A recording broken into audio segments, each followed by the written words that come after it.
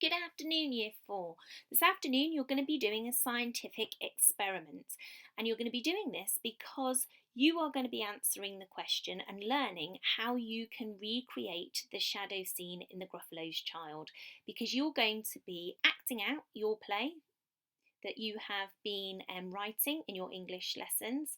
And part of that is going to be the last scene where the mouse uses the shadow of himself to make him look like he's the big bad mouse and scare off the Gruffalo's child. So before you do this lesson this afternoon, I would like you to watch A Wonderful World puppet show, which I've given you the link on your supporting resources, because this is a really nice introduction to shadows and it's really lovely to watch actually. So you might learn a little bit and get a little bit of a clue about what you're going to be doing from watching that. So if you haven't already, pause this video, watch it, and then come back to this lesson. Right, so today's lesson we are going to be investigating how we can change the size of shadows. So before we do, I'm going to give you a quick recap.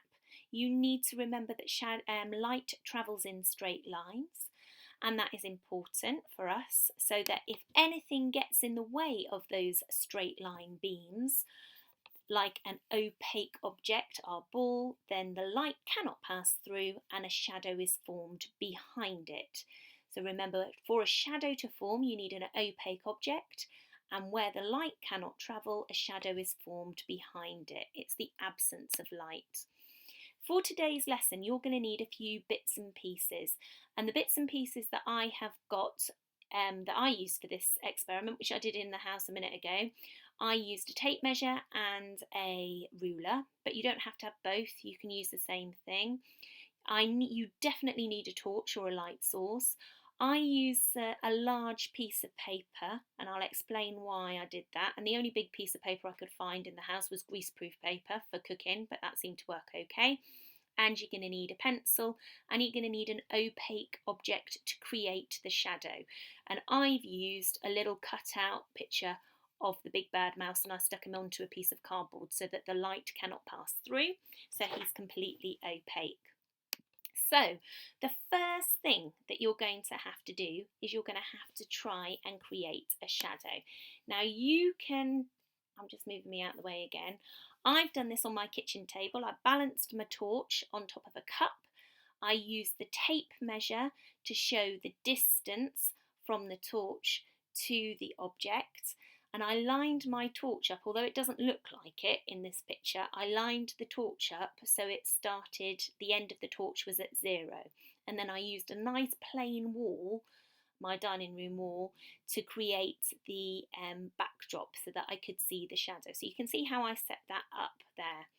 So you need to put your opaque object, which I use my mouse, you need to put it in front of the torch, and I want you just to observe the size of the shadow that you make. So you should be able to make a shadow. Now you might want to just move your mouse about, getting closer and further away from the light source, and see what happens. So that's sort of stage 1 scientific experiment, where you can just have a little play and you can see what happens. And you might come up with a little bit of a hypothesis. That means, oh, I think that this happens when I do this, or when I do this, that happens. That's fine. If you want to stop there, you can. If you want to work more scientifically, which I did, I wanted to measure the size of the shadow that I made, and actually that's my drawing of the big bad mouse. I don't know what's going on with his whiskers there. Oh dear, I need to practice my drawing. I started working a little bit more systematically. So I drew round the shadow of the mouse, and I needed a helping hand with this. I had to get my husband James, he had to hold my mouse while I drew round the shadow, and that's why I drew on the greaseproof paper, because you do not want to be drawing on the walls. Do not do that. Your parents will not be pleased if you start doing that. So I then found out I put my mouse at a certain place away from the light source. So you could, for example, try putting your mouse 10 centimetres away from the light source, draw round the shadow that it's made, and then you can measure and this is where it makes it easier, you can measure how tall your shadow is. So if you look at me measuring here, I was really careful that I started my measuring at 0 and I measured to the longest, I did the longest point of the mouse. So actually if you have a look carefully at my measurements, my mouse measured 20 centimetres tall.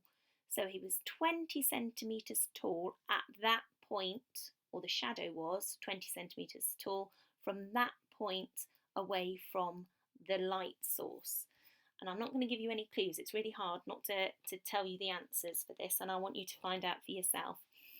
So you can change the distance that you put. If I go back here, you can change the distance of your object from the light source. So you can bring it closer. So you might have it at 10 centimetres, you might have it at 20 centimetres, you might have it at 30 centimetres, you might have it at 0, right close to the light source, and measure the size of the shadow that it makes and see what you notice. What happens when your mouse or your object, gets further away from the light source, and you can record those measurements.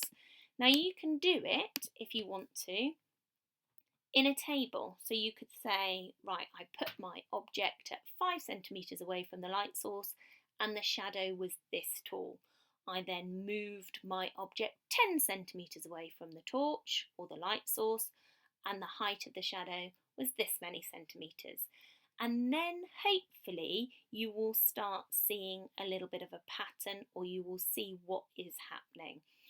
So think about how you're going to work systematically. If you start measuring 30 centimetres from the light source, then 2 centimetres from the light source, and 20 centimetres, you're all over the show.